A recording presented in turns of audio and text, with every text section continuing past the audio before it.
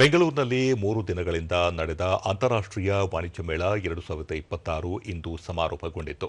ಕೇಂದ್ರ ಕೃಷಿ ಮತ್ತು ರೈತರ ಕಲ್ಯಾಣ ಹಾಗೂ ಗ್ರಾಮೀಣಾಭಿವೃದ್ಧಿ ಸಚಿವ ಶಿವರಾಜ್ ಸಿಂಗ್ ಚೌಹಾಣ್, ಕೃಷಿ ಸಚಿವ ಎನ್ ಚಲುವರಾಯಸ್ವಾಮಿ, ಕಂದಾಯ ಸಚಿವ ಕೃಷ್ಣ ಬೈರೇಗೌಡ, ಕೇಂದ್ರ ಮತ್ತು ರಾಜ್ಯ ಸರ್ಕಾರದ ಕೃಷಿ ಇಲಾಖೆ ಅಧಿಕಾರಿಗಳು ಉಪಸ್ಥಿತರಿದ್ದರು.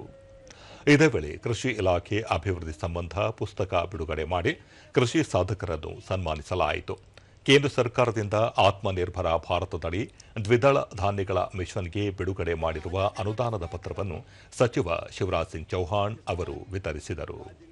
ಬಳಿಕ ಶಿವರಾಜ್ ಸಿಂಗ್ ಚೌಹಾಣ್, ಕರ್ನಾಟಕ ರಾಜ್ಯದಲ್ಲಿ ಉತ್ಪಾದನೆ ಆಗುತ್ತಿರುವ ಸಾವಯವ ಮತ್ತು ಸಿರಿಧಾನ್ಯಗಳಿಂದ ತಯಾರಿಸುವ ಆಹಾರೋತ್ಪನ್ನಗಳು ರುಚಿಕರವಾಗಿದ್ದು, ಅಂತಹ ಉತ್ಪನ್ನಗಳ ಮಾರುಕಟ್ಟೆ ಮತ್ತು ಸಂಸ್ಕರಣೆಗೆ ಪ್ರಾಮುಖ್ಯತೆ ನೀಡಬೇಕಿದೆ. ಅವುಗಳ ಬಳಕೆ ದೇಶ ವಿದೇಶ ಸೇರಿದಂತೆ ಜಗತ್ತಿನಾದ್ಯಂತ ಪಸರಿಸುವಂತೆ ಮಾಡಬೇಕಿದೆ. ಅದಕ್ಕಾಗಿ ಕೇಂದ್ರ ಸರ್ಕಾರದಿಂದ ಅಗತ್ಯ ಸಹಕಾರ ನೀಡುವುದಾಗಿ ಹೇಳಿದರು. ಸಿರಿಧಾನ್ಯಗಳ ಬಗ್ಗೆ ದೇಶ ವಿದೇಶಗಳಲ್ಲಿ ಆಸಕ್ತಿ ಇದ್ದು ಅವುಗಳ ಸಂರಕ್ಷಣೆಗೆ ಹೆಚ್ಚು ಒತ್ತು ನೀಡಬೇಕು. ಜೊತೆಗೆ ದ್ವಿದಳ ಧಾನ್ಯಗಳ ಸಂಸ್ಕರಣೆಗೆ 35 ಮಿಲ್ಗಳನ್ನು ಕೃಷಿ ಮಂತ್ರಾಲಯದಿಂದ ಮಂಜೂರು ಮಾಡಿದ್ದು ಅಗತ್ಯ ಹಣ ಬಿಡುಗಡೆ ಮಾಡಲಾಗಿದೆ. ಬೀಜ ಸಂಸ್ಕರಣೆ ಮಾಡುವವರಿಗೆ ಹೆಚ್ಚಿನ ನೆರವು ನೀಡುವುದಾಗಿ ಹೇಳಿದ ಅವರು, ರಾಜ್ಯದಲ್ಲಿ 20 ಬೀಜ ಕೇಂದ್ರಗಳನ್ನು ಆರಂಭಿಸಲಾಗುವುದು. ಕೃಷಿ ವೈಜ್ಞಾನಿಕ ಸಂಸ್ಥೆಯಿಂದ ಸಾಕಷ್ಟು ನೂತನ ಭತ್ತದ ತಳಿಗಳನ್ನು ಪರಿಚಯಿಸಿದ್ದು ರೈತರು ಅವುಗಳ ಸದುಪಯೋಗ ಪಡೆದು ಭತ್ತ ಬೆಳೆಗೆ ಮತ್ತಷ್ಟು ಆದ್ಯತೆ ನೀಡಬೇಕು ಎಂದರು.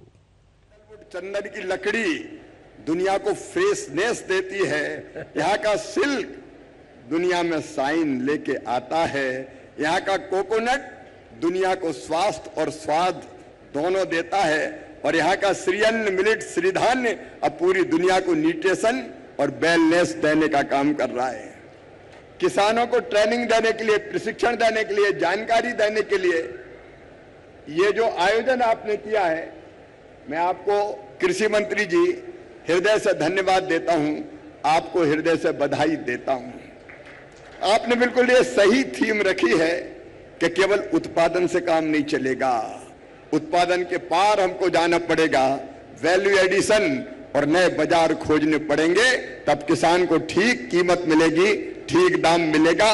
और इस काम में भारत सरकार प्रधानमंत्री श्रीमान नरेंद्र मोदी जी के नेतृत्व में कर्नाटक के साथ कदम से कदम और कंधे से कंधा मिलाकर चलेगी.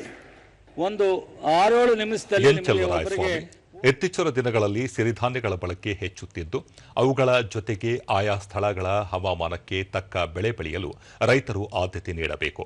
ತಾವು ಬೆಳೆಯುವ ಬೆಳೆಯನ್ನು ನೇರವಾಗಿ ಮಾರುಕಟ್ಟೆಗೆ ಮಾರಾಟ ಮಾಡುವ ಬದಲು ಸಂಸ್ಕರಣೆ ಹಾಗೂ ಬ್ರ್ಯಾಂಡ್ಗಳನ್ನಾಗಿ ಮಾಡಿ ಮಾರಾಟ ಮಾಡುವ ಮೂಲಕ ರೈತರು ಉದ್ಯಮಿಗಳಾಗಬೇಕು ಎಂದು ಹೇಳಿದರು. ₹500 ನೀವು ಪಡಿಲಿಕ್ಕೆ ಅವಕಾಶ ಆಗುತ್ತೆ. ಅದು ನೀವು ಮಾಡಬೇಕಾಗಿರ್ತಕ್ಕಂಥದ್ದು ನೇರವಾಗಿ ನೀವು ಬೆಳೆದಂಥದನ್ನ ಮಾರ್ಕೆಟ್ಗೆ ಕೊಡೋದಕ್ಕಿಂತ ನೀವು ಪ್ರೊಸೆಸಿಂಗ್ ಮಾಡ್ತಕ್ಕಂಥದ್ದು, ಬ್ರ್ಯಾಂಡಿಂಗ್ ಮಾಡ್ತಕ್ಕಂಥದ್ದು, ಇದನ್ನ ನೀವು ಕಲ್ತ್ಕೊಂಡ್ರೆ, ಅಳವಡಿಸ್ಕೊಂಡ್ರೆ, ಕೇಂದ್ರ ಮತ್ತು ರಾಜ್ಯ ಸರ್ಕಾರದ ಸೌಲಭ್ಯವನ್ನು ಪಡ್ಕೊಂಡು ನೀವು ಆರ್ಥಿಕತೆಯಲ್ಲಿ ಬಲಿಷ್ಠ ಆಗಲಿಕ್ಕೆ, ಸಬಲೀಕರಣ ಆಗಲಿಕ್ಕೆ, ಸಕ್ಸಸ್ ಆಗಲಿಕ್ಕೆ ಕಾರಣ ಆಗುತ್ತೆ.